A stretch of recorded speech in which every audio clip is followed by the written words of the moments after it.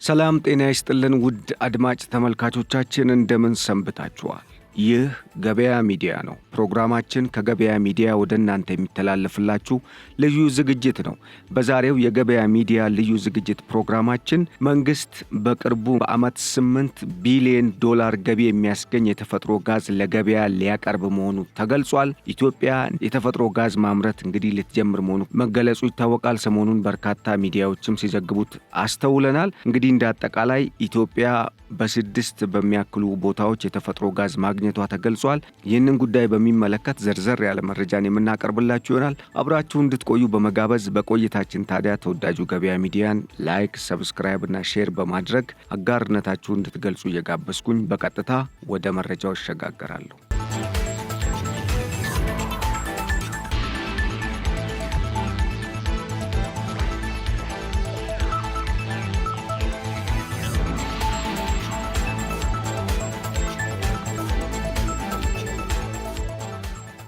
ኢትዮጵያ ድፍድፍ ነዳጅ የማምረት ሙከራ ጀምራለች። በመጪው መስከረም ጋዝ ወደ ውጭ ይላካልም ተብሎ ከትላንት በስቲያ በጠቅላይ ሚኒስትሩ ተነግሯል። በኢትዮጵያ ሶማሌ ክልል ድፍድፍ ነዳጅ የማምረት ሙከራ መጀመሩ ይፋ የሆነ ሲሆን ጠቅላይ ሚኒስትር ዶክተር አብይ አህመድ እንዳሉት ይህ በሚስጥር ተይዞ የተሰራው ስራ ውጤታማ እንደሆነ ገልጸዋል። ጠቅላይ ሚኒስትሩ ከትላንት በስቲያ በሰጡት መግለጫ የቻይናው ፖሊሲ ጄል ኩባንያ በኢትዮጵያ ሶማሌ ክልል ሲያደርግ የቆየው የድፍድፍ ነዳጅና የተፈጥሮ ጋዝ ውጤት እንዳስገኝና ይህም ይፋ ሲደረግ በስፍራው ምን ያህል የድፍድፍ ነዳጅ ለማምረት አቅም እንዳለ አመላክቷል። የተፈጥሮ ጋዝ ወደ ውጭ መላክ ዝግጅት እየተደረገ ሲሆን ከመጪው መስከረም ወር ጀምሮ ስራ እንደሚጀመርም ታውቋል። በመጪው መስከረም የ2018 ዓ.ም አዲስ ዓመት ላይ ወደ ገበያ የሚቀርብ እንደሚሆንም ነው ስለ ጋዙ በተሰጠው መረጃ የታወቀው። ጠቅላይ ሚኒስትር አብይ አህመድ በሀገሪቱ ከሚገኙ የሚዲያ አመራሮችና የኮሙኒኬሽን ባለሙያዎች ጋር ባደረጉት የጋራ ውይይት ላይ ይፋ እንዳደረጉት ኢትዮጵያ ጋዝ ለመሸጥ ዳር ላይ ስለመድረሷ ጠቁመዋል። ላለፉት 2-3 ዓመታት እኔ የምጎበኘው ጋዙ ነው፣ እናንተ የምትጎበኙት ስንዴው ነው ሲሉም ፕሮጀክቱን በጥብቅ ሲከታተሉትና ትልቅ ተስፋ ጥለውበት እንደነበርም አስታውቀዋል። በኢትዮጵያ የነዳጅ ማውጣት ስራ በአዲስ መልክ ሊጀምር እንደሆነ ከዚህ ቀደም የተገለጸ ሲሆን ከተፈጥሮ ጋዝ ብቻ ኢትዮጵያ በዓመት ከ$8 ቢሊዮን በላይ ገቢ ልታገኝ እንደምትችል ተገልጿል። ጠቅላይ ሚኒስትሩ በሰጡት መግለጫም የቻይናው ፖሊሲ ጄል ኩባንያ በምስራቅ ኢትዮጵያ ሶማሌ ክልል ሲያደርግ የቆየው የድፍድፍ ነዳጅና የተፈጥሮ ጋዝ ፍለጋ ውጤት ከማስገኘቱም በላይ በቀጣዩ ዓመት መስከረም ወር መጀመሪያ ላይ ለገበያ ለሽያጭ እንደሚቀርብም አመላክቷል። ከሰኔ 21 ቀን ጀምሮ በሙከራ ደረጃ በቀን 450 በርሜል ድፍድፍ ነዳጅ የማውጣት ስራ መጀመሩን የገለጹት ጠቅላይ ሚኒስትሩ አሁን የማውጣቱ ስራ ሀገሪቱ ያላትን አቅም ማወቅን ታሳቢ ያደረገ መሆኑ መታወቅ እንዳለበት በመግለጽ አጠቃላይ አቅም ታውቆ በቀጣይ በሙሉ አቅም ድፍድፍ ነዳጁን የማውጣት ስራ እንደሚሰራም አስታውቋል። ኢትዮጵያ በታላቁ ህዳሴ ግድብ ግንባታ ሂደት ካጋጠሙ ፈተናዎች ተገቢውን ትምህርት በመቅሰሟ ሌሎች ግዙፍ የልማት ፕሮጀክቶችን በከፍተኛ ምስጢር ይዛ በጥንቃቄ ስታከናውን ቆይታለችም ብለዋል ጠቅላይ ሚኒስትር አብይ አህመድ። በዚህ ረገድ በተለይም ላለፉት 3 እና 4 ዓመታት የጋዝ ምርት አውጥቶ ጥቅም ላይ ለማዋል ስታከናውነው የቆየችው ተግባር ተጠቃሽ ነው ያሉት ጠቅላይ ሚኒስትሩ ይህ ፕሮጀክት አሁን ላይ በስኬት በመጠናቀቁ ከመጪው ወር አንስቶ እስከ መስከረም ባለው ጊዜ ውስጥ የጋዝ ምርት በይፋ ለገበያ የሚበቃ እንደሚሆን አረጋግጠዋል። ይሁንና ግን በቀጥታ ለዓለም ገበያ የሚቀርበው ከሚቀጥለው ዓመት ከመስከረም ወር ጀምሮ ሊሆን እንደሚችል ጥቆማ ሰጥተዋል። በኢትዮጵያ ኦጋዴን ሰርጥ ካሊቡና ሂላል አካባቢ የሚገኘውና የነዳጅ ሀብትና የተፈጥሮ ጋዝ አውጥቶ ወደ ምርት እገባለሁ ያለው የቻይናው ነዳጅ አውጪ ካምፓኒ ፖሊ ጂሲኤል ተመልሶ የነዳጅ ማውጣት ፍቃድ አግኝቶ ወደ ስራ መግባቱ የሚታወቅ ነው።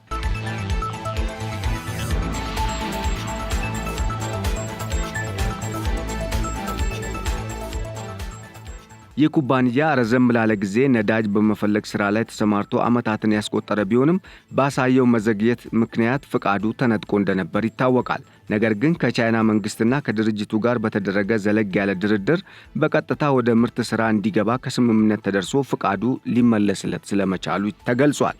ከ2 ዓመት በፊት የአሜሪካው ኔዘርላንድስ ዌል ኤንድ አሶሺየትስ ኢንክ ኩባንያ ለ4 ወራት ባደረገው ጥናት ለተፈጥሮ ጋዝ ሀብቱ መጠን ዓለም አቀፍ ማረጋገጫ ሰርቲፊኬት ተሰጥቶ ከ7 ትሪሊየን ኪዩቢክ በላይ የተፈጥሮ ጋዝ ክምችትና በርካታ ቢሊየን ኪዩቢክ ድፍድፍ ነዳጅ መገኘቱ ሙሉ በሙሉ ተረጋግጧል ነው የተባለው። እንደሚታወቀው የነዳጅና የተፈጥሮ ጋዝ ዋነኛ ስራ መኖሩንና ምን ያክል መጠን መሆኑን ማረጋገጥ ሲሆን ኢትዮጵያ በዚህ ረገድ ለረጅም ዓመታት አለ ከሚል መረጃ ያለፈ በዚህ ደረጃ ማስተማመኛ የፈጠረ በትክክል በሚታወቅ ቦታና መጠን የግኝት ስራ ተሰርቶ አያውቅም። ይህ የተፈጥሮ ጋዝ ሲወጣ ከሀገር ውስጥ ፍጆታና የውጭ ምንዛሬ ገቢነቱ ባሻገር ኢትዮጵያ በቀጣይ ዓመታት እጀምረዋለሁ ካለችው ለግብርናው ዘርፍ ትልቅ ስኬት ያመጣል የተባለውን የማዳበሪያ ማምረት ስራ ወደ ተግባር እንድትገባ እንደሚያግዛት ተገልጿል። ከዚህ ቀደም የወጡ ጥናቶች እንደሚያመላክቱት ኢትዮጵያ ከካሊቡና ሂላል በሚገኘው የተፈጥሮ ጋዝ ሽያጭ ብቻ ከ8 ቢሊዮን ዶላር በላይ ዓመታዊ ገቢ ማግኘት እንደምትችል ተጠቁሟል።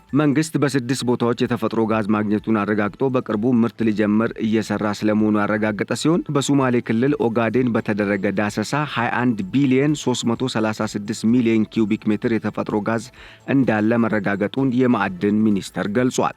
በቅርቡ በዓመት ከ8 ቢሊዮን ዶላር በላይ ገቢ የሚያስገኝ የተፈጥሮ ጋዝ ምርት ለማስጀመር እየተሰራ ስለመሆኑም መዘገቡ አይዘነጋም። የማዕድን ሚኒስትር ዴኤታ አቶ ሚሊዮን ማቴዎስ ከዚህ ቀደም እንደገለጹት በሶማሌ ክልል ኦጋዴን በተደረገ ዳሰሳ 21 ቢሊዮን 336 ሚሊዮን ኪዩቢክ ሜትር የተፈጥሮ ጋዝ እንዳለ አረጋግጠናል ብለዋል። አስቀድሞ በዘገባው በኢትዮጵያ ኦጋዴን ሰርጥ ካሊቡና ሂላል አካባቢ የሚገኘውን የነዳጅ ሀብትና የተፈጥሮ ጋዝ አውጥቼ ወደ ምርት እገባለሁ ያለው የቻይናው ነዳጅ አውጪ ካምፓኒ ፖሊ ጂሲኤል ተመልሶ የነዳጅ ማውጣት ፍቃድ አግኝቶ ወደ ስራ መግባቱ በአካባቢው 19 ጉድጓዶችን በመቆፈር በተደረገ ዳሰሳ 21 ቢሊዮን 336 ሚሊዮን ኪዩቢክ ሜትር የተፈጥሮ ጋዝ መገኘቱ የተገለጸ ሲሆን ክልሉ ኦጋዴን አካባቢ ያለውን ሀብት በተገቢው መልኩ ለመጠቀም በስፋት ስራዎች የተሰሩ መሆኑን ያነሱት አቶ ሚሊዮን በተጨማሪም በኢትዮጵያ በ6 ቦታዎች ላይ የነዳጅና የተፈጥሮ ጋዝ ሀብት መኖሩን አረጋግጠዋል። ኦጋዴን፣ መቀሌ፣ መተማ፣ ደቡብ ኦሞ እንዲሁም ጋምቤላ አካባቢዎች በዋናነት ተጠቃሽ መሆናቸውንም አስገንዝበዋል።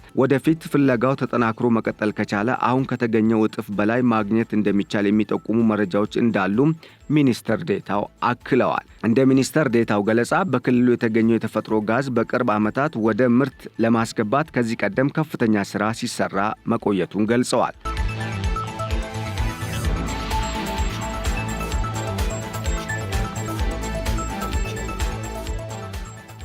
ሌሎች በፍለጋ ምዕራፍ ላይ ያሉትም በአጭር ጊዜ ውጤታማ የሚሆኑበትን አቅጣጫ መቀመጡ ነው የተገለጸው። በተጨማሪም የተጀመረው ፍለጋ በሌሎች አካባቢዎች ላይ ተጠናክሮ ይቀጥላል ያሉት ሚኒስትር ዴኤታው የተጀመረውን ስራ ውጤታማ ለማድረግ ድጋፍና ክትትል እየተደረገ ስለመሆኑም ጠቁመዋል። በተመሳሳይ ጠቅላይ ሚኒስትር ዶክተር አብይ አህመድ በሀገሪቱ ከሚገኙ የመገናኛ ብዙሃን ኃላፊዎች ጋር ከትላንት በስቲያ ባደረጉት ውይይት የማዕድን ዘርፍ የሀገሪቱን ኢኮኖሚ ከፍ ለማድረግ ትልቅ ተስፋ ከተጣለባቸው ዋና ዋና ዘርፎች መካከል አንዱ በመሆኑ በተገቢው መንገድ ከኢኮኖሚው እንዲደገፍ ትኩረት አድርገን እየሰራን ነው ሲሉ ገልጸዋል። ለአንድ ሀገር ልማት የተለያየ የኃይል አማራጭ ወሳኝ መሆኑን የጠቀሱት ጠቅላይ ሚኒስትሩ ይህንንም ውጤታማ ለማድረግ የተለያዩ ማዕድናት በተገቢው መልኩ መልማት ይጠበቅባቸዋልም ሲሉ ተናግረዋል። ኢትዮጵያ የተፈጥሮ ጋዝ ልማትን ከማጎልበት ጎን ለጎን በጂኦተርማል ዘርፍ ያላትን ከፍተኛ አቅም ለኃይል አማራጭ ለማዋል እየሰራች እንደምትገኝ የተገለጸ ሲሆን ከክልሎችና ከግሉ ዘርፍ ጋር በመተባበር ትልልቅ ፕሮጀክቶች እየተገነቡ ስለመሆናቸው አብራርተዋል። በተለይም ጂኦተርማልና የተፈጥሮ ጋዝ ልማት ዘርፎች የሀገሪቱን ኢኮኖሚ በከፍተኛ ሁኔታ ከመደገፋቸው በተጨማሪ ለወደፊት ከፍተኛ የሥራ ዕድል መፍጠር የሚችሉ ይሆናሉም ብለዋል። በተያያዘ ዜና በግሉ የሚዲያ ዘርፍ ተሰማርተው እየሰሩ የሚገኙ ድርጅቶች በገንዘብ እጥረት ከአገልግሎቱ እንዳይወጡ መንግስት አቅሙ የፈቀደውን እገዛ እንደሚያደርግላቸው ጠቅላይ ሚኒስትር ዶክተር አብይ አህመድ ገልጸዋል። ጠቅላይ ሚኒስትሩ ኢትዮጵያ ላለፉት 3 እና 4 ዓመታት በከፍተኛ ምስጢር ይዛ ስታከናውነው የነበረው ታላቅ ተግባርንም ጨምሮ በሀገሪቱ በአጠቃላይ እንቅስቃሴ ውስጥ ከፍ ያለ ለውጥ የሚያመጡ ግዙፍ ፕሮጀክቶች በአጭር ጊዜ ውስጥ ለህዝቡ ይፋ እንደሚደረጉም አስታውቀዋል። ከሀገሪቱ የኮሙኒኬሽን ሴክተር የህዝብና የግሉ ዘርፍ እንዲሁም የዲጂታል ሚዲያ ከፍተኛ አመራሮች ጋር ባደረጉት ግማሽ ቀን የፈጀ ውይይት እንደገለጹት በዘርፉ ላይ በሚስተዋሉ የተለያዩ ችግሮችና ክፍተቶች ዙሪያ ሰፋ ያለ ምክክር ካደረጉ በኋላ ምክረ ሐሳቦችን ሰጥተዋል። በምክረ ሐሳባቸውም የሚዲያ አካላት እውነተኝነትና ትክክለኛ የተረጋገጠ መረጃ ላይ የተመሰረተ ዘገባን ለህዝቡ እንዲያሰራጩና በህዝቡ ንቃተ ህሊና ላይ እንዲሰሩ አሳስበዋል። ጠቅላይ ሚኒስትር አብይ አህመድ በሚዲያ ስራ ላይ ያስተማሩ ጋዜጠኞች በተግባራቸው ምክንያት ምንም አይነት ጫና ሊደረግባቸው እንደማይገባ አስረድተው በዚህ ረገድ ሙያተኛው ላይ ምንም አይነት አደጋም ይሁን መጉላላት እንዳይደርስ መንግስት ከለላና ዋስትና እንደሚሰጥም አረጋግጠዋል።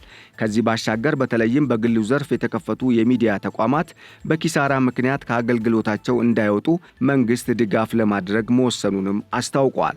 ይሁንና ግን ይህ ጊዜ የሚፈልግ ጉዳይ ስለሆነ ትዕግስት እንዲኖራቸውም ጠይቀዋል። ሕግና ስርዓቱን ጠብቆ እንዲሁም ለሙያውና ለሀገሩ ታማኝ ሆኖ የሚሰራ ጋዜጠኛም ይሁን የሚዲያ ተቋም በመንግስት በኩል ተገቢው ድጋፍ ሊሰጠው እንደሚገባም ነው ጠቅላይ ሚኒስትር ዶክተር አብይ አህመድ የገለጹት።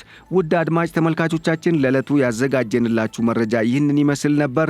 ስለተከታተላችሁን በማመስገን መልካሙን ሁሉ ተመኘው። ሰላም። በኃይል መቆራረጥ ምክንያት ስራዎችን ለማከናወን ተቸግረዋል? ለጄኔሬተርና ለነዳጅ ምን ያህል ገንዘብ እያወጡ ነው? የግሪን ሰንቴክ የፀሐይ ኃይልን በእጁ ያድርጉ።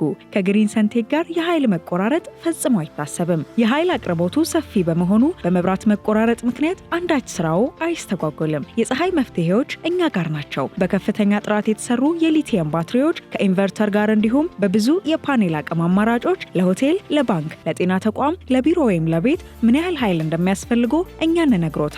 ዋጋው ተመጣጣኝ ከመሆኑ በተጨማሪ ከዳሽን ባንክ ጋር የዱቤ ያለ አገልግሎት በአነስተኛ ወለድ አማራጭና በሸሪያው ሕግ መሰረት ያለ ወለድ መጀመራችንን ስንገልጽ በታላቅ ደስታ ነው። አንድ ጊዜ ተግብሩ፣ ዓመታትን ቆጥቡ። ይህ ፀሐይ ብቻ አይደለም የሚቀጥል ኃይል ጭምር እንጂ። የግሪን ሰንቴክ ኃይልን በእጁ ያስገቡ። አድራሻችን 22 ማዞሪያ ኳሊቲ ህንፃ አንደኛ ፎቅ ቢሮ ቁጥር 103። ለበለጠ መረጃ በ0989 41 42 19 አሊያም በ0989 41 42 09 ላይ ይደውሉ። ግሪን ሰንቴክ ኃይል በእርሶ እጅ ውስጥ ነው።